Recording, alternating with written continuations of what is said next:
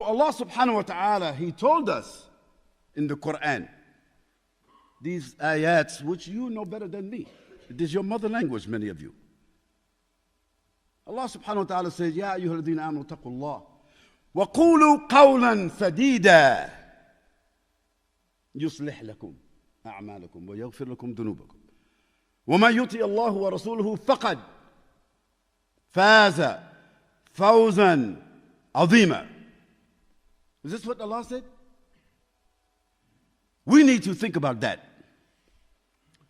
So that in our dealings with each other, and in our dealings with our neighbor, and with our dealings with the community, and with our dealings with the government, we need to be straight.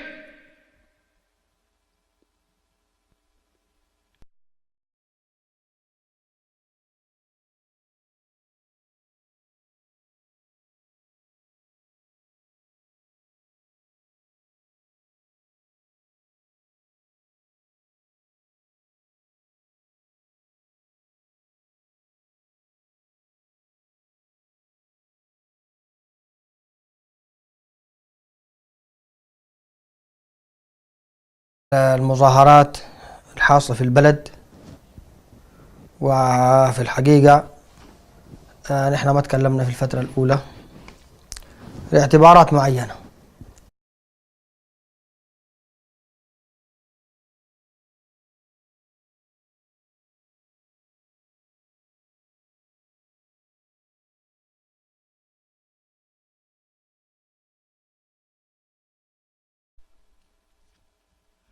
And some Muslims will call this kind of talking political. And I don't mind to share something with you. Yesterday, I delivered a talk in a masjid, maybe the same size. Very beautiful masjid. Not as beautiful as this one. And no problem, we compete with each other to serve Allah subhanahu wa ta'ala with beauty. And before I came to the table, you know, sometimes your reputation, it precedes you. They don't really know you, but your reputation precedes you. So, as I was coming to the table, one brother, he said to me, Sheikh, we're so happy to have you here, but please, the old guys, he don't say the old guys, but that's who he meant. He said the old guys, he didn't say the conservative guys, but that's what he meant.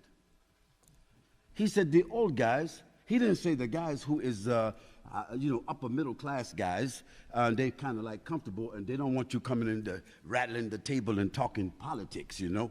So he said to me, Sheikh, please, they ask, don't be political. I stopped in the middle of the floor.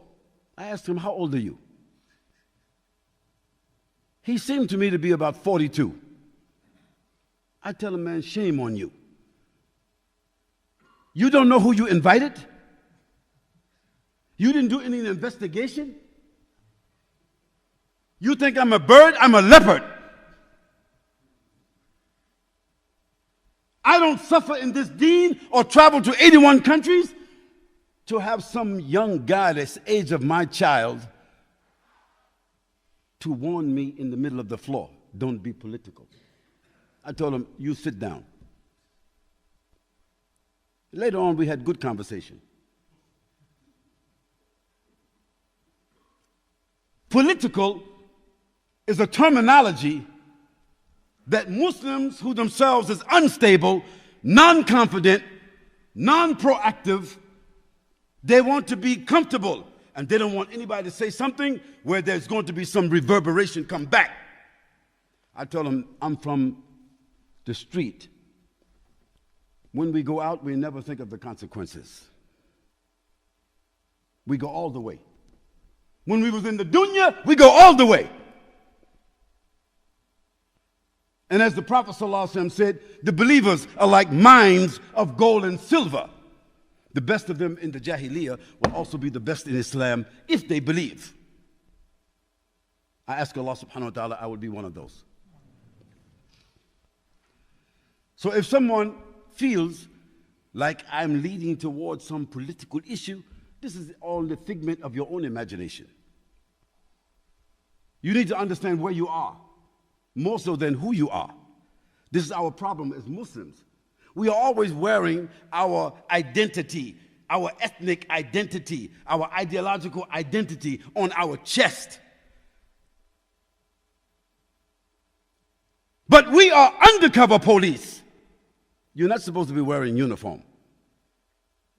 You know, the undercover police, he is just as much police as the one who has on the badge, is it? And usually they are more effective. Why? Because nobody knows what his station is. And Muslims should stop wearing their identity on their chest. It's not even necessary anymore. The world is a global village. Who cares where you're from? In reality. And technology has made a level playing field so that even young people who are in high school, they can change the world. And you see it happen.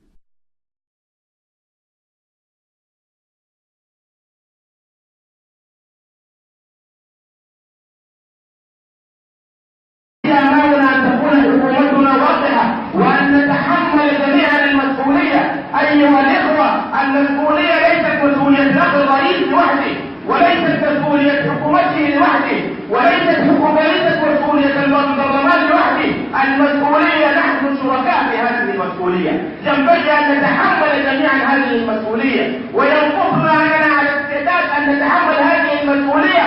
ينقصنا أن تكون حكومتنا على درجة من الشجاعة أن تواجهنا بالواقع. أيها الإخوة، أزمة البترول لها أكثر من عام. لماذا؟ نقول لكم بوضوح أن جالون البنزين يكلف الحكومة 300 جنيه، وجالون الجاز يكلف الحكومة 225 جنيه، ويباع جالون الجازولين ب 28 جنيه. من أين تمص هذه الأموال؟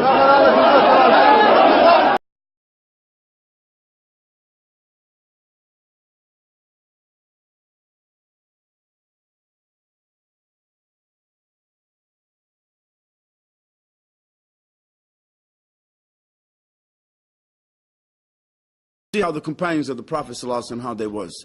When they separated each other by just a wall, what did they do? They give salam to each other again. Always, Assalamu alaikum aki, kif halik, alhamdulillah, mashallah. Subhanallah, you know the Sudani brothers, mashallah, and I mentioned them because it's a habit of theirs. When they meet each other, maybe the brother, he can vouch for this. When the Sudani brothers meet each other, this is a good habit they have. When they meet each other, they spend about 5 minutes just saying, كيف حالك أخي الحمد لله الله يرحمه الله يسلمه سبحان الله أخي كيفك ما شاء الله سبحان الله الله يرضى عليك الحمد لله يرضى عليك الله يسلمه سبحان الله. I mean, just about 5 minutes they're just doing that. And what is this for? To increase the love for each other and the respect for each other. And we see each other, كيف حالك ما شاء الله أخي السلام عليكم ورحمة الله وبركاته أخي ما شاء الله. You know, and that's it. Maybe we don't say nothing else. Or we enter a room and we just sit down. We pass each other in the doorway and we just look at each other. No. If we want to do the things to increase love, respect, we have tremendous respect and patience for each other.